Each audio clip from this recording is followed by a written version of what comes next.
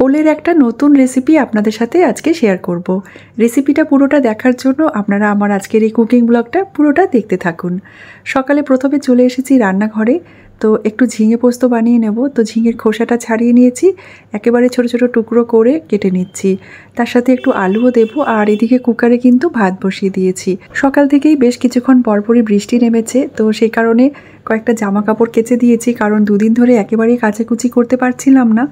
তো একেবারে সকালবেলাতে আগে ওয়াশিং মেশিনটা চালিয়ে জামা কাপড়গুলো কেচে দিয়ে এসেছি ছাদে, তারপর শুকিয়ে গেলে নিয়ে চলে আসবো। এদিকে আলু আর ঝিঙেটা কাটা হয়ে গেছে। কড়াইতে সর্ষের তেলটা গরম করে কালো জিরে আর শুকনো লঙ্কা ফোড়ন দিয়েছি। কেটে রাখা আলু আর ঝিঙেটা দিয়ে দিয়েছি, আর দিয়ে দিলাম স্বাদ মতো নুন। ভালো করে নাড়াচাড়া করে ঢেকে রাখলাম। আর এবার আমি পোস্তটা বেটে নিচ্ছি।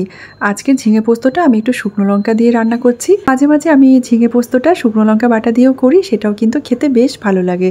প্রথমে আমি এমনি শুকনো ঘুরিয়ে নিয়েছিলাম পোস্তটাকে, তারপরে একটু জল দিয়ে বেশ ভালো করে বেটে নিলাম। আলু আর ঝিঙেটা ভাজাও হয়ে গেছে, আর আলু আর ঝিঙেটা কিন্তু সেদ্ধও হয়ে গেছে। ভালো করে নাড়াচাড়া করে নিলাম। এবার আমি দিয়ে দিলাম পোস্তটা দেওয়ার পরে কিছুক্ষণ নাড়াচাড়া করে নিয়ে নামাবার আগে এর উপর দিয়ে দিচ্ছি আমি সর্ষের তেল। তো রান্না হয়ে গেছে আমার ঝিঙে পোস্ত। তো কখনো ইচ্ছে হলে কাঁচা লঙ্কা দিয়েও রান্না করি, আবার মাঝে মাঝে কিন্তু এইভাবে একটু শুকনো লঙ্কা বাটা দিয়ে ঝিঙে পোস্তটা রান্না করলে খেতে মন্দ লাগে না। যাই হোক, পোস্ত বাটাটা দিয়ে ঝিঙেটাকে নামিয়ে ফেললাম। এবারে ওলটা কেটে নিচ্ছি। তো বাড়িতে যখনই ওলটা নিয়ে আসে, সেই একঘেয়েমি ওলের রেসিপি বানাতে একেবারেই আমার ভালো লাগছিল না। আজকে ভাবলাম একটু অন্যরকম করে ওলটা বানিয়ে নেওয়া যাক। তো সেই কারণে ওলটা ভালো করে খোসাটা ছাড়িয়ে নিলাম। এদিকে ডিম আমি 3টে সেদ্ধ করে নিয়েছি, পেঁয়াজ কুচি করে নিয়েছি, আর এখানে একটা বড় সাইজের আলু এভাবে ডুমো করে কেটে নিয়েছি। ওলটা আমি কুকারে একটু সেদ্ধ করে নিয়েছিলাম সামান্য একটু নুন দিয়ে। তো ভালো করে ওলটাকে মেখে নিলাম। তার উপরে আমি দিয়ে দিচ্ছি ডিমটাকে গ্রেট করে। এবার আমি এর মধ্যে দিয়ে দিলাম বাইন্ডিংয়ের জন্য এখানে 3 চামচ বেসন দিয়ে তারপরে আমি উপর দিয়ে দিচ্ছি গোলমরিচের গুঁড়ো, আর দিয়ে দিলাম কাশ্মীরি লঙ্কার গুঁড়ো, আর স্বাদ মতো নুন, আর 1 চামচ দিয়ে দিলাম কিচেন কিং মশলা, সামান্য একটু দিলাম কাসুরি মেথি, আর একটু ধনেপাতা কুচি। এবার আমি সমস্ত উপকরণগুলোকে ভালো করে হাত দিয়ে মেখে নিলাম।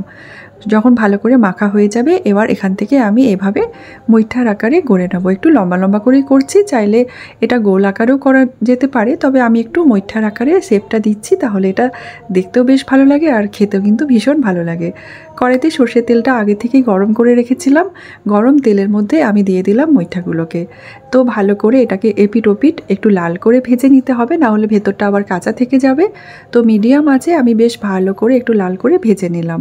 তো মুইঠাগুলো ভাজা হয়ে গেছে, আমি এক এক করে একটা প্লেটের মধ্যে সব তুলে রাখলাম। এরপর আমি এর গ্রেভিটা বানিয়ে নেব। তো ওই তেলের মধ্যে দিয়ে দিলাম গোটা গরম মশলা আর গোটা জিরে ফোড়ন, একটা তেজপাতা দিয়ে দিলাম, তারপর দিয়ে দিলাম কুচনো পেঁয়াজটাকে হালকা নাড়াচাড়া করার পরে আমি দিয়ে দিলাম কেটে রাখা আলু, সাথে সাথে আমি দিয়ে দিলাম স্বাদ মতো নুন।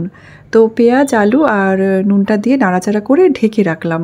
তো পেঁয়াজটাও বেশ ভালো মতো ভাজা হয়ে গেছে, এদিকে আলুটাও একটু লাল করে ভাজা হয়ে গেছে। এবার আমি এখানে একটা মশলা দিয়ে দিচ্ছি। এখানে দিয়েছি আদা রসুন আর কাঁচা লঙ্কার পেস্ট। মিডিয়াম আঁচে মশলাটাকে বেশ ভালো করে একটু ভেজে নেব, যতক্ষণ না মশলা থেকে কাঁচা গন্ধটা চলে যায়।